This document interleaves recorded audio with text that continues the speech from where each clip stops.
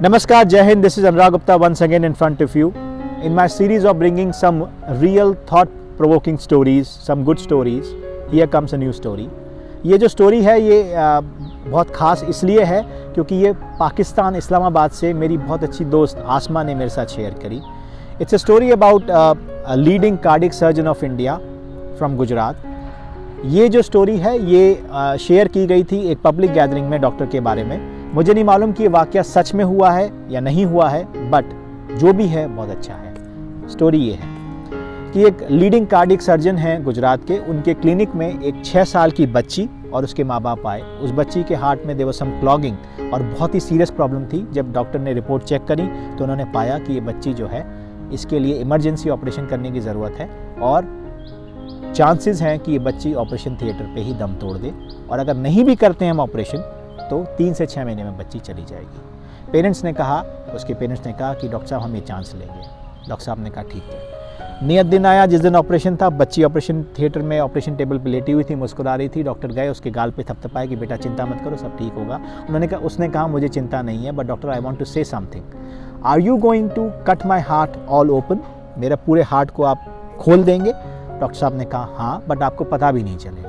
बोले नहीं, मुझे दर्द की बात नहीं है. मेरी माँ ने मुझे कहा है कि मेरे दिल में भगवान रहते हैं, God resides in my heart. तो जब आप काटें मेरे दिल को और पता करें, जब आपको भगवान दिखें तो प्लीज़ मुझे बताइएगा ज़रूर कि भगवान कैसे होते हैं. डॉक्टर साहब कुछ टाइम के लिए शांत हो गए, लेकिन उन्होंने ऑपरेशन शुरू किया. ऑपरेशन जब शुरू किया तो कॉम्प्लिकेशंस बढ़ते गए और एक स्टेज ऐसा आया कि हार्ट में खून आना बिल्कुल बंद हो गया. डॉक्टर साहब ने निराश होकर अपने नर्स से कहा कि इसको स्टिच कर दीजिए, अब मुझे नहीं लगता कि मैं इस बच्ची को बचा पाऊँगा. तभी उन्हें ख्याल आया कि बच्ची ने उनसे कहा था कि मेरे दिल में भगवान रहते हैं, तो आप देख के बताना कि भगवान कैसे होते हैं. डॉक्टर साहब ने अपने दोनों हाथ जोड़े. His hands were soaked in blood. He just folded his hand and said to the God, looked upward and said to the God, कि God, my whole expertise of 40 years has come to an end. Now, if you are there, please save the child. मेरी 40 साल की expertise, मेरा गुरूर, मेरा अहंकार सब शून्य हो गया भगवान इस पॉइंट पे. अगर आप इस दुनिया में हैं, आपका वजूद है, तो कृपया इस बच्ची को बचाइए. ये कहते कहते वो रोने लगे. उनके आँखों पे, चश्मे पे धुंध सी आ गई. उन्होंने नर्स से कहा कि मेरा चश्मा साफ़ करो. इतने में डॉक्टर, जो जूनियर डॉक्टर था, उसने कहा डॉक्टर साहब हार्ट में ब्लड आना शुरू हो गया है. बोले मैं चमत्कारों को मानता नहीं था, लेकिन मैंने अपनी आँखों से उस चमत्कार को देखा. फिर वो ऑपरेशन 4.5 घंटे तक चला और उन्होंने उस बच्ची की सारी आर्टरीज साफ़ कर दी और बच्ची 60 साल तक किसी भी खतरे से बाहर हो गई. फिर जब वो उस बच्ची से मिलने गए और जब बच्ची ने पूछा कि गॉड कैसे दिखते हैं, तब उन्होंने उनसे ये कहा, बच्ची से ये कहा कि गॉड दिखते नहीं है, गॉड को सिर्फ महसूस किया जा सकता है, और वो आपकी ज़िंदगी जो है वो उस गॉड में दी है. डॉक्टर के शब्द ये थे कि मैं 40-50 साल से भगवान को मानता नहीं था, लेकिन उस जरा सी बच्ची ने और उसकी माँ के विश्वास ने मुझे बता दिया कि इंसान से ऊपर भी भगवान है.